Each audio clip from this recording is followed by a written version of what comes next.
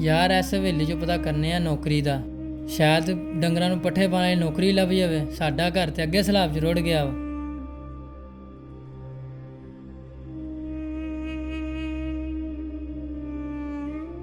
ਇਹ ਕੰਮ ਹਾਰੇ ਕਿੱਥੇ ਗਿਆ ਈ? ਕੀ ਉਤੋਂ ਟਾਈਮ ਹੋ ਗਿਆ?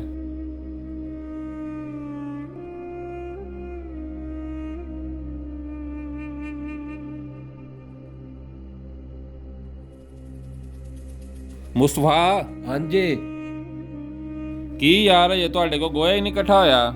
ਚੌਧਰੀ ਸਾਹਿਬ ਪਹਿਲੇ ਪੱਠੇ ਪੁੱਠੇ ਕੀਤੇ ਨੇ, ਪੱਠੇ ਪੁੱਠੇ ਕਰਕੇ ਹੁਣ ਗੋਇਆ ਪਲਾਨੇ। ਯਾਰ ਇਹ ਚੰਗਾ ਕੰਮ ਹੈ ਤੁਹਾਡਾ। ਭਾਜੀ ਅਸੀਂ ਵੀ ਸਵੇਰ ਦੇ ਲੱਗੇ ਹੋਏ ਆ, ਆਖਰ ਅਸੀਂ ਵੀ ਇਨਸਾਨ ਆ, ਕੋਈ ਲੋਹੇ ਦੇ ਤਾਂ ਨਹੀਂ ਬਣੇ ਹੋਏ ਸੀ ਜੀ। 2 ਗੱਡੇ ਪੱਠਿਆਂ ਦੇ ਆਉਂਦੇ ਨੇ ਤੇ ਇਹਨਾਂ ਨੂੰ ਪਾ ਪੂ ਕੇ ਤੇ ਪਾਣੀ ਡਾਇਆ, ਪਾਣੀ ਡਾ ਕੇ ਤੇ ਹੁਣ ਫੋੜਾ ਪੇ ਮਾਰਨੇ ਆ ਜੀ। ਉਹ ਚੱਲ ਬਹੁਤੀਆਂ ਗੱਲਾਂ ਨਾ ਸੁਣਾ, ਅਗਾ ਜਲਦੀ ਜਲਦੀ ਕਰ। ਅੱਛਾ ਜੀ।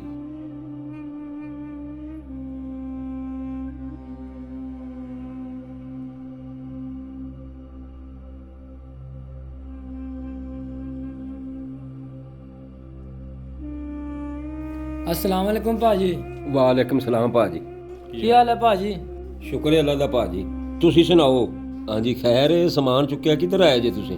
ਕਿ ਭਾਜੀ ਮੈਂ ਬੜਾ ਮਜਬੂਰ ਹੈਗਾ ਵਾਂ ਤੇ ਮੇਰਾ ਘਰ ਸੀ ਦਰਿਆ ਦੇ ਵਿੱਚ ਤੇ ਘਰ ਗਿਆ ਰੁੜ ਰੁੜ ਤੇ ਤੁਸੀਂ ਮੈਨੂੰ ਪੱਠਿਆਂ ਦੇ ਰੱਖ ਲਵੋ। ਹਾਂਜੀ ਭਾਜੀ, ਤੁਸੀਂ ਨੌਕਰੀ ਕਰਨੀ ਹੈ? ਭਾਜੀ ਮੈਂ ਵੀ ਤੁਹਾਡੇ ਤਰ੍ਹਾਂ ਇੱਥੇ ਫਸਿਆ ਹੋਇਆ ਵਾਂ। 30,000 ਰੁਪਏ ਤਨਖਾਹ ਮੁੱਕੀ ਸੀ ਤੇ 15,000 ਮੈਨੂੰ ਦਿੰਦੇ ਨੇ ਤਨਖਾਹ। ਸਾਰੀ ਦਿਹਾੜੀ ਕੰਮ ਲੈਂਦੇ ਨੇ ਤੇ ਰੋਟੀ ਵੀ ਚੱਜ ਨਾਲ ਨਹੀਂ ਦਿੰਦੇ ਤੇ ਮਤਲਬ ਮਾਰਦੇ ਵੱਖਰੇ ਨੇ। ਤੁਸੀਂ ਹੋਰ ਕਿਸੇ ਪਾਸੇ ਹੋ ਜਾਓ, ਇੱਥੇ ਕੋਈ ਗੱਲਬਾਤ ਨਹੀਂ ਹੋਣੀ। ਕਿ ਭਾਜੀ ਮੈਂ ਤਾਂ ਬੜਾ ਮਜਬੂਰ ਜਿਹਾ ਬੰਦਾ ਵਾਂ ਤੇ ਤੁਸੀਂ ਮੈਨੂੰ ਰੋਟੀ ਤੇ ਖਾਲੀ ਰੱਖ ਲਵੋ ਤੇ ਕੋਈ ਸਿਗਰਟ ਪਾਣੀ ਦਾ ਖਰਚਾ ਦੇ ਦਿਆ ਕਰਿਆ ਜੀ। ਭਾਜੀ ਮੈਂ ਤੁਹਾਨੂੰ ਕਿਸ ਤਰ੍ਹਾਂ ਰੱਖ ਲਵਾਂ? ਮੈਂ ਆਪਣੇ ਮਾਲਕ ਨਾਲ ਗੱਲ ਕਰਨਾ ਤੇ ਫਿਰ ਤੁਹਾਨੂੰ ਰੱਖਨੇ ਆ। ਚਲੋ ਅਸੀਂ ਤੁਹਾਨੂੰ ਰੱਖ ਲੈਨੇ ਆ। ਸਮਾਨ ਸਮੂਨ ਚੁੱਕ ਕੇ ਤੁਸੀਂ ਅੰਦਰ ਰੱਖ ਲਓ ਤੇ ਕਰਨੇ ਤੁਹਾਡੇ ਤੇ ਮਿਹਰਬਾਨੀ ਹੈ। ਅਸੀਂ ਚਲੋ ਆਓ, ਤੁਸੀਂ ਸਮਾਨ ਸਮੂਨ ਅੰਦਰ ਰੱਖ ਲਓ ਨਾ ਤੇ ਮਾਲਕ ਆਉਂਦੇ ਨੇ ਤੇ ਮੈਂ ਤੁਹਾਡੀ ਫਿਰ ਗੱਲ ਕਰਾਨਾ ਉਹਨਾਂ ਦੇ ਨਾਲ। ਠੀਕ ਹੈ, ਆ ਜਾਓ।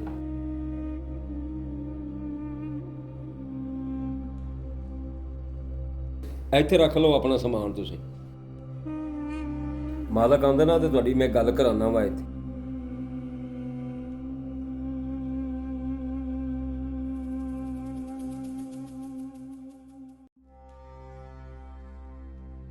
ਲੈ ਮੇਰਾ ਪੁੱਤਰ ਰੋਟੀ।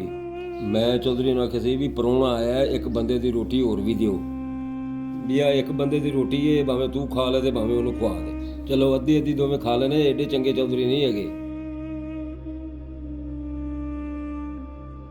ਕਿ ਭਾਜੀ ਤੁਸੀਂ ਖਾ ਲਵੋ, ਕੋਈ ਨਹੀਂ ਮੈਂ ਅੱਗੇ ਵੀ ਭੁੱਖਾ ਵਾਂ। ਚਲੋ ਭੁੱਖ ਕੱਢ ਲੂੰਗਾ ਮੈਂ। ਚੱਲ ਪੁੱਤਰ ਕੋਈ ਗੱਲ ਨਹੀਂ, ਅੱਧੀ ਅੱਧੀ ਦੋਵੇਂ ਰਲ ਕੇ ਖਾ ਲੈਨੇ।